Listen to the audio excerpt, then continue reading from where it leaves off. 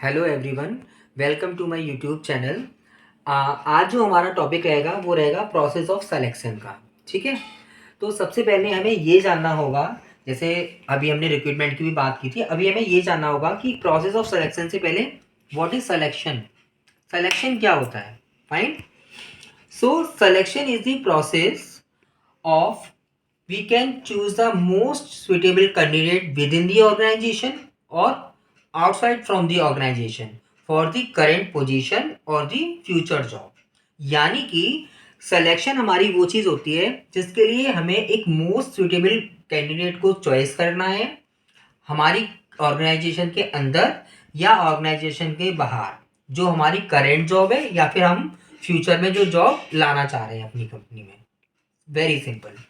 But selection तो बहुत easy है, करना ऐसे है, बट इसके कुछ स्टेप होते हैं। स्टेप इन द सेंस एक प्रोसेस होता है। हमेशा याद आप रखिएगा कि जब भी हम किसी प्रोसेस की बात करेंगे तो प्रोसेस की जो हम स्टेप आपको बताते हैं, जिसके 4 स्टेप है, 5 स्टेप है या 6 स्टेप है, वो स्टेप अगर फर्स्ट नंबर का है तो वो फर्स्ट नंबर पे ही होगा, सेकंड नंबर का है तो वो सेकंड नंबर पे ही होगा, थर्ड नंबर का है वो थर्ड नंबर पे ही होगा। ऐसा नहीं है कि लास्ट वाला जो पार्ट है उसे हम पहले कर लें, फर्स्ट वाले पार्ट को हम बीच में करें, थर्ड वाले पार्ट को लास्ट में करें। ऐसा नहीं होता, क्योंकि प्रोसेस को नाम उसी को दिया गया है जो हम स्टेप बाई स्टेप करते हैं। तो अगर आप देखें तो इसके 1 2 3 4 5 6 7 7 स्टेप हैं। फाइन। तो हम डिटेल में आज देखते हैं। सबसे पहला स्टेप है हमारा प्रिलिमिनरी स्क्रीनिंग। फर्स्ट स्टेप आपका बोलता है कि जो भी हमारे पास जो रिज्यूमे आए हैं, जो भी सीवी आए हैं, तो सबसे पहले हम उनको क्या करेंगे, चेक करेंगे। और हमेशा आप ध्यान रखना, जो हमारा फर्स्ट स्टेप होता है प्रीलिमिनरी स्क्रीनिंग, वो हमेशा जो लोअर लेवल एग्जीक्यूटिव होता है एचआर में भी क्या वर्टिकल्स होते हैं, लोअर लेवल एग्जीक्यूटिव होगा, सीनियर एग्जीक्यूटिव होगा, मैनेजर होगा। तो हम अगर बात कर रहे हैं तो वो जो लोअर लेवल एग्जीक्यूटिव होते हैं वो चेक करते हैं कि बंदा जिस जॉब के लिए अप्लाई किया है उसने, वो उसके लिए सूटेबल है, उतना वो क्वालिफाई है, उतना एक्सपीरियंस है या नहीं, या ऐसा तो नहीं है उसने आधा अधूरा कुछ भर के फिल कर दिया हो फॉर्म। तो ये जो सारी चीज़ें होती हैं उनको हम रिजेक्ट कर देते हैं, जो हमारे सूटेबल नहीं होता। ठीक है। और हमेशा जो ये स्टेप होता है इससे हमारा टाइम बहुत सेव होता है फ्यूचर के लिए, मतलब जो हमारा नेक्स्ट स्टेप होगा ना, और हमारी कॉस्ट बहुत कटिंग हो जाती है, बहुत कम कॉस्ट आती है अगर इस स्टेप पे अच्छी तरह काम कर लिया जाए तो। फाइन। नाउ सेकेंड स्टेप है हमारा screening of application. Screening of application का सीधे सीधे वही है, जब हमारा प्राइमरी जो होता है स्क्रीनिंग अगर वो हो चुका है, फर्स्ट स्टेप हो चुका है प्राइमरी वाला, तो सेकेंड में हमें ये देखना होता है, वो 1 to 1 चेक होता है। जितने भी हमारे पास रिज्यूम आए हैं ना जो प्राइमरी स्क्रीनिंग के बाद, उसमें हम 1 to 1 चेक करते हैं कि ये सारे बंदे अप्रोप्रिएट हैं या नहीं। ठीक है। इसको जो स्क्रीनिंग होता है वो हमारा जो हायर अथॉरिटी होगा लोअर लेवल से, यानी कि जो दूसरा एग्जीक्यूटिव होगा अपर लेवल का, वो चेक करता है। नाउ सेकंड है हमारा सिलेक्शन टेस्ट। सिलेक्शन टेस्ट में क्या होता है, देखिए अगर मैं सिलेक्शन टेस्ट की बात करूं तो आफ्टर एवरी स्क्रीनिंग, जो हम सारी स्क्रीनिंग कर चुके हैं उसके बाद वो सिलेक्शन टेस्ट के लिए एप्लीकेंट्स वैलिड हो जाते हैं। अगर मैं सिलेक्शन टेस्ट की बोलूं तो ये 4 टाइप के होते हैं। ठीक है। पहला होता है हमारा इंटेलिजेंस टेस्ट, सेकंड होता है हमारा टेक्निकल टेस्ट, थर्ड होता है हमारा एप्टीट्यूड टेस्ट, एंड फोर्थ होता है हमारा साइक्रोमेट्रिक टेस्ट एनालिसिस। ठीक है। ये 4 टाइप होते हैं हमारे। दूसरी चीज, सिलेक्शन टेस्ट के बाद सिलेक्शन टेस्ट हम इसलिए लगाते हैं, जैसे हमारे पास काफ़ी बल्क में लोग हैं, यानी कि 100 हैं, तो उनका इंटरव्यू होना इतना आसान नहीं है। सिलेक्शन टेस्ट से एक तो हमें क्या होगा, जैसे हमने एप्टीट्यूड लगा दिया, ठीक है, ग्रुप डिस्कशन लगा दिया बीच में, तो एक तरह से फिल्टर का काम करता है। हमारे पास उसमें क्या होगा, 50 में से मान लीजिए 20 निकल के आएंगे फिर। ठीक है। उसके बाद होता है हमारा सिलेक्शन इंटरव्यू। जो भी हमारे पास, जब भी हमने सिलेक्शन टेस्ट का जो फिल्टर लगाया है ना, चाहे हमने वो मान लीजिए इंटेलिजेंट टेस्ट लिया हो, चाहे हमने कोई टेक्निकल टेस्ट लिया हो, चाहे हमने एप्टीट्यूड टेस्ट लिया हो, चाहे हमने साइकोमेट्रिक टेस्ट एनालिसिस किया हो, तो उसके बाद हमारे पास क्या होगा, इंटरव्यू के लिए वो बंदे आ जाएंगे। जैसे हमने 50 थे हमारे पास, अब वो यहाँ 20 आ गए। ठीक है। इंटरव्यू में क्या होगा, इंटरव्यू में एक पैनल बैठा होगा। ठीक है। आपके सामने एक पैनल होगा, अथॉरिटी होगी, 3 to 4 लोगों का, 5 लोगों का, 6 लोगों का, जो भी हो, वो पैनल बैठा होगा। वो आपसे पीआई यानी कि पर्सनल इंटरव्यू होगा यहाँ पे। वो आपसे क्वेश्चन पूछेंगे, आपको आंसर देना होगा। सिलेक्शन टेस्ट में सिर्फ यही होता है। पीआई इन द सेंस वो आपकी एवरीथिंग, एक एक चीज़, जो पैनल होगा ना, मान लीजिए सिर्फ 2 लोग तो आपका इसीलिए बैठे हैं, वो आपकी बॉडी लैंग्वेज को ही जज कर रहे हैं, आपके आई कांटेक्ट को जज कर रहे हैं, आपकी टोन को जज कर रहे हैं। हो सकता है एक बंदा ये जजमेंट कर रहा है कि जो बंदा पैनल में से क्वेश्चन पूछ रहा है, आप कितना पॉजिटिवली उसका आंसर दे रहे हैं, आप कितना टेक्निकली स्मार्ट हैं। तो पैनल भी जो होता है ना 6 और 7 लोगों का, उसमें 6 और 7 काइंड ऑफ पीपल बैठे होते हैं, डिफरेंट डिफरेंट लोग बैठे होते हैं, जो आपको डिफरेंट डिफरेंट तरीके से जज कर रहे होते हैं वहाँ पे। ठीक है, ऐसा नहीं कि सातों एक ही जैसी कैटेगरी के होंगे, सातों एक ही जैसे होंगे, नहीं। उसमें अगर टेक्निकल वाला बंदा अलग होगा, सॉफ्ट स्किल्स वाला बंदा अलग होगा, आपका जो बॉडी लैंग्वेज, आई कॉन्टेक्ट, ये सारी चीज़ें जज कर रहा है वो बंदा अलग होगा, हो सकता है। ठीक है ना। उसके बाद है हमारा चेकिंग रेफरेंस। जब हमारा पीआई हो गया, इंटरव्यू हो गया, उसमें हमारा सिलेक्शन अगर होता है, ठीक है, अभी ध्यान रखना, अभी हम प्रोसेस में, अभी आप सेलेक्ट नहीं हुए हो, तो हमारा आएगा चेकिंग रेफरेंस।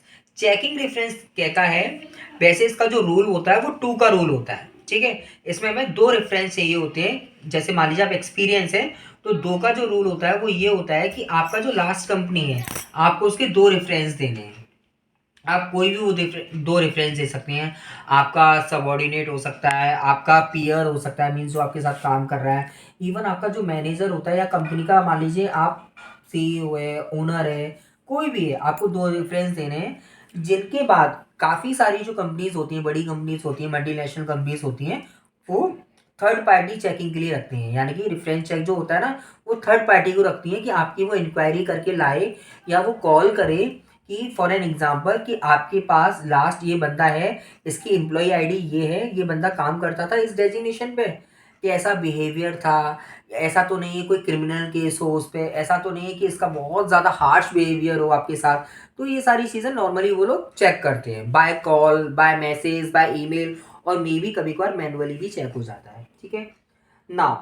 अब आपका रेफरेंस भी चेक हो गया, आपका पीआई हो गया, रेफरेंस हो गया, सब हो गया। अब हो गया आपका मेडिकल टेस्ट। अब कंपनी ये देखती है, देखो आप कभी भी किसी एम्प्लॉय को लेती है ना, जब कंपनी अपनी कैंडिडेट को कंपनी लेती है ना, तो वो क्या आपके ऊपर अभी तो कॉस्ट लगा रही है ना, आप उसके असेस्ट बनोगे, राइट। मगर अभी तो वो आपके ऊपर कॉस्ट लगा रही है ना। तो मेडिकल टेस्ट कहता है कि वो ये देखना चाहती है कहीं ऐसा तो नहीं है कि इसे कोई बीमारी हो, इसे कोई मतलब सीरियस कोई डिसीज हो, लॉन्ग लास्टिंग वाली कोई डिसीज हो। तो मेडिकल चेकअप में यही होता है कि वो लोग क्या करते हैं, काफ़ी जो कंपनीज होती हैं, प्राइवेट कंपनी की मैं बात कर रहा हूँ, वो गवर्नमेंट हॉस्पिटल का ही रिपोर्ट्स मांगती हैं। प्राइवेट का तो मानती ही बट काफ़ी सारे लोगों की टर्म्स एंड कंडीशन होती हैं, जो कंपनीज होती हैं कि नहीं नहीं, हम तो भैया जो पब्लिक जो है हॉस्पिटल, गवर्नमेंट हॉस्पिटल है, हम तो उसी की रिपोर्ट वैलिड मानेंगे। ठीक है, तो उसमें कुछ टेस्ट होते हैं, आपके आई टेस्ट हो गया, मान लीजिए आपका जो अल्ट्रासाउंड वगैरह करा लेते हैं कभी कभी, कि ऐसा तो नहीं है कोई स्टोन की प्रॉब्लम है, मतलब सारे टेस्ट होते हैं, आई से लेके गले से लेके सारे टेस्ट होते हैं उसमें आपके, उसमें आपको फिट आना बहुत ज़रूरी है। ठीक है, ये टर्म्स एंड कंडीशन होती है उसकी। दूसरा, इशुइंग जॉब ऑफर। लास्ट ये स्टेप रहता है हमारा सिलेक्शन का, कि अगर ये सारी चीज़ें बेस्ट हैं, आपने स्क्रीनिंग में आप निकल गए, इसमें निकल गए, सिलेक्शन हो गया, इंटरव्यू में आप पीआई में निकल गए, पर्सनल इंटरव्यू में आपका रेफरेंस भी चेकिंग बहुत अच्छा हो गया, आपका मेडिकल टेस्ट हो गया, नाउ अब वो आपको क्या करेंगे, आपको जॉब ऑफर इशू कर देंगे। जॉब ऑफर में क्या होगा, आपका जॉब का डेजिग्नेशन क्या है, आपका पे स्केल क्या है, आपको क्या पर्क्स दिए जा रहे हैं, आपको क्या क्या बेनिफिट्स दिए जा रहे हैं, आपको कौन सी फैसिलिटीज़ दी जा रही हैं, वो सारी चीज़ें आपकी जॉब ऑफर में होगा।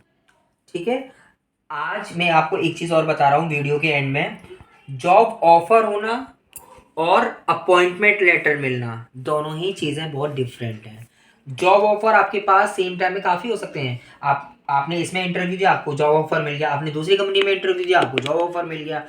अपॉइंटमेंट लेटर क्या होता है, अपॉइंटमेंट लेटर ये होता है कि आप जब ज्वाइन करते हो, जैसे जॉब ऑफर में होगा कि आपको 15 अप्रैल को या 1 मई को आपको कंपनी ज्वाइन करनी है, 1 मई 2023। ठीक है, बट ये तो जॉब ऑफर हो गया। अपॉइंटमेंट लेटर आपको दिया जाता है जब आप उस टाइम पहुंच जाते हो, जॉब ऑफर को एक्सेप्ट करते हो, आप अपनी एक्सेप्टेंस देते हो, उसके बाद वो कंपनी आपको एक अपॉइंटमेंट लेटर देती है कि हमने सुमित गुप्ता को इस जॉब पे।